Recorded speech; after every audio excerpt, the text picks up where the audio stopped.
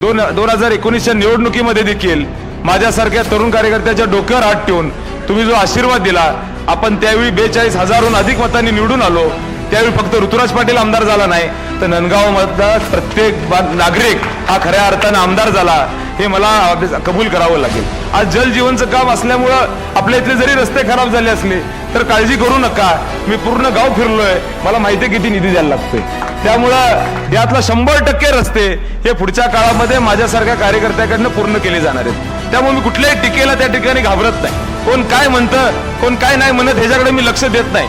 आज माझ्यासारख्या कार्यकर्त्याला निश्चितपणे माहिती आहे, मी राजकारणामध्ये समाजकारण करण्यासाठी आलेलो आहे। राजकारण फक्त निमित्त आहे, की तुम्ही ज्या पद्धतीनं उल्लेख केला की तुमचा आमदार परमनंट आहे, हे सगळ्या गोष्टी खऱ्या आहेत, पण एका बाजूला मी हे नक्की सांगतो की तुमचा आमदार हा प्रामाणिक आहे। मी कुणावर कशा पद्धतीची टीका करत नाही, कुणाबद्दल काही वाईट बोलत नाही। मी जे खरं आहे ते त्या ठिकाणी सांगत असतो, खोटं बोलायला आपल्याला काही जमत नाही। आणि मग प्रत्येकाला मी नेहमी सांगत असतो, जे काम माझ्याकडून होणार आहे त्याचा उल्लेख करत असतो, जे काम माझ्या नाही होणार त्यांना मी समजावून सांगतो। हे का सांगतो? कारण तुमच्या जीवावर मी आमदार झालेलो आहे। तुम्ही माझ्यासारख्या कार्यकर्त्याला ताकद दिली। ऋतुराज पाटील आमदार ऋतुराज पाटील कोणी केला असेल तर हे तुम्ही केलं, म्हणून माझ्यासारखा कार्यकर्ता दक्षिण मतदारसंघामध्ये मान वर करून ताकदीनं या ठिकाणी काम करतोय। सगळं मिळेल अगदी मनासारखं। बटू बिल्डर्स यांचा नवीन गृहप्रकल्प गृहलक्ष्मी रचना। आजचा दिवस हा ऐतिहासिक दिवस आहे असं मी मानतो, कारण मी गेल्या अनेक वर्ष नंदगावमध्ये येतोय आणि गावामध्ये आल्यानंतर विविध कार्यक्रमाच्या निमित्तानं आलो, पण आजची रॅली बघितली तर मला या 5 वर्षामध्ये अशी रॅली बघायला मिळाली नाही, हे मला कबूल करावं लागेल।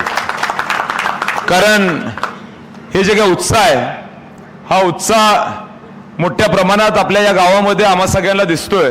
2019च्या निवडणुकीमध्ये देखील माझ्यासारख्या तरुण कार्यकर्त्याच्या डोक्यावर हात ठेवून तुम्ही जो आशीर्वाद दिला, आपण त्यावेळी 42,000हून अधिक मतांनी निवडून आलो। त्यावेळी फक्त ऋतुराज पाटील आमदार झाला नाही, तर नंदगाव मधला प्रत्येक नागरिक हा खऱ्या अर्थाने आमदार झाला, हे मला कबूल करावं लागेल। जवळजवळ 5,40,00,00,000पेक्षा जास्त ही कामं आपल्या गावामध्ये आपण केली। त्यामध्ये विविध कामं आहेत, त्यामधलं आज आपल्या सगळ्यांना माहिती हनुमान मंदिरचं काम असेल, किंवा आपल्या इथं जल जीवन मिशनच्या माध्यमातून पाण्याचं काम असेल, आत्ताच दत्त मंदिरचं काम देखील या ठिकाणी झालं।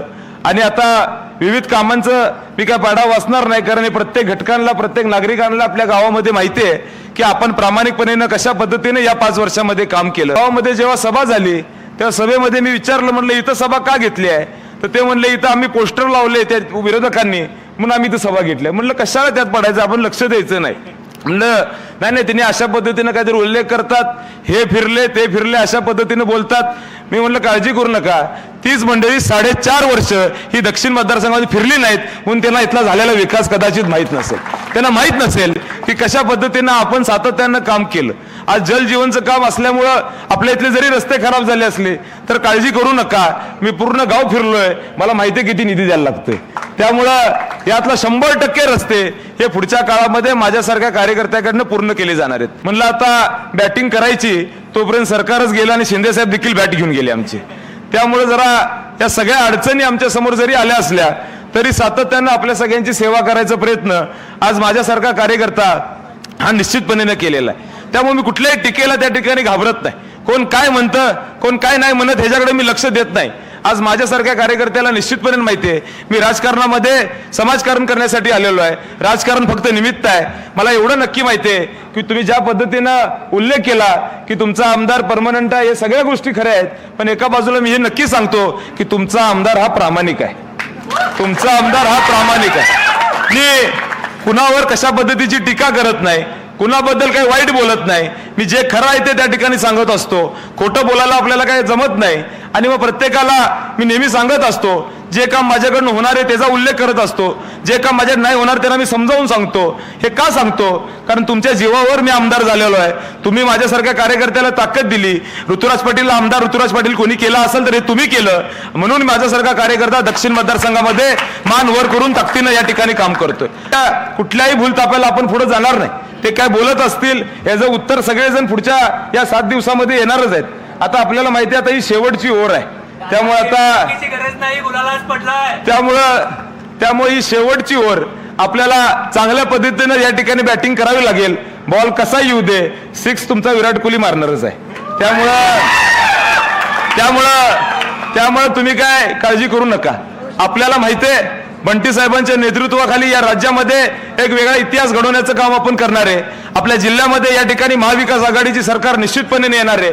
आज ज्या पद्धतीनं ही पुढची मंडळी राज्य सरकारच्या माध्यमातून विविध घटकांच्या मध्ये सातत्यानं पुढाकार घेऊन वेगळ्या वेगळ्या दिशाभूल करायचा प्रयत्न करतात.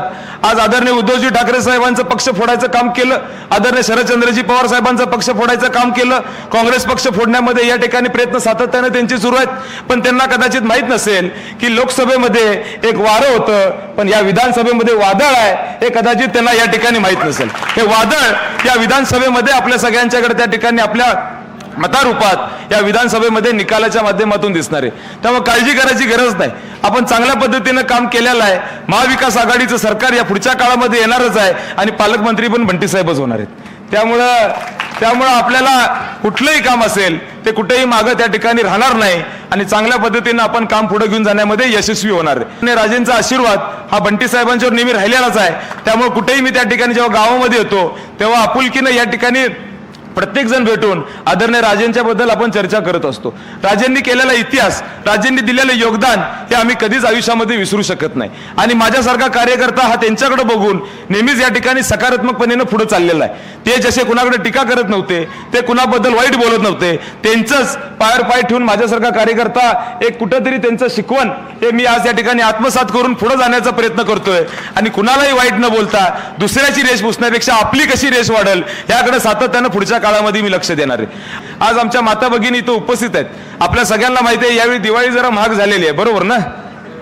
दर सगळेच वाढलेले आहेत. आणि मग आपल्याला योजनेच्या माध्यमातून आपल्याला कुठंतरी गुंतवून ठेवायचं. आपल्याला योजनेच्या माध्यमातून तुम्ही योजना चालू करा. योजना चालू करण्याबद्दल कधीच आम्ही नाकारत नाही. मी प्रत्येक भाषणामध्ये सांगतोय की योजना चालू असली पाहिजे, योजनेबद्दल दुमत नाही. पण आपल्या सगळ्यांच्या माध्यमातून योजना जरी चालू झाली असेल तर दुसऱ्या बाजूला 10 म्हणजे खिशातनं 10 पटीनं आज पैसे काढण्याचा धंदा आज या काळामध्ये या ठिकाणी सरकारच्या माध्यमातून सुरू आहे. आणि माझी विनंती आहे आपल्या सगळ्यांच्या आशीर्वाद आता हे 7-8 दिवस राहिलेले आहेत. आपल्याला कुठेही गाफील राहून चालणार नाही. आज आपल्याला माहिती आहे रात्रही वैरायची आहे, त्यामुळे आपल्याला काळजी घ्यावी लागेल. आज आपली इथं सभा जरी झाली असेल तर पुढचे 7-8 दिवस आता बॅट मी तुमच्याकडे देऊन चाललोय. आता पुढे मला बाकीच्या ठिकाणी बॅटिंग करावी लागेल, त्यामुळे माझी बॅट तुमच्याकडे देऊन ठेवली. म्हणजे तुम्हाला आता चांगल्या पद्धतीनं या ठिकाणी पुढच्या काळामध्ये एक चांगल्या पद्धतीनं या ठिकाणी प्रचार करावा लागेल. आपल्याला माहिती आहे की अनेक कामं जरी मागे राहिली असतील तर दिशाभूल करण्याचा प्रयत्न होईल. घाटाचं काम आपलं सुरू होणार होतं पण पाण्याचा ओढ जास्त होता, त्यामुळे काम पूर्ण झालं नाही. ते काम मंजूर आहे. त्यामुळे कुठलंही काम हे आपल्या गावातलं मागे राहणार नाही. तुम्ही घरोघरी गेलं पाहिजे, तुम्ही लोकांपर्यंत पोहोचलं पाहिजे, तुम्ही आपल्या पै पाहुण्यांना सांगितलं पाहिजे, तुम्ही मित्रपरिवाराला सांगितलं पाहिजे. आणि ऋतुराज पाटीलला आज ताकद देण्यामध्ये तुम्ही कुठेही कमी पडू नका अशी नम्र विनंती तुमचा घरचा सदस्य, तुमचा मुलगा, तुमचा नातू, तुमचा भाऊ म्हणून मी या ठिकाणी करतो. मी एवढंच सांगतो, आपल्या सगळ्यांनाच माहिती आहे हात या चिन्हासमोर बटन दाबून तुम्ही मला ताकद देणारच आहे. पण 2 नंबरला माझं जरी नाव असलं तर 1 नंबरचं काम करायला ऋतुराज पाटीलला तुम्ही ताकद द्या, एवढीच आपल्या सगळ्यांना नम्र विनंती करतो. अशाच नवनवीन अपडेट पाहण्यासाठी आमच्या KK न्यूज चॅनेलला सबस्क्राईब करा.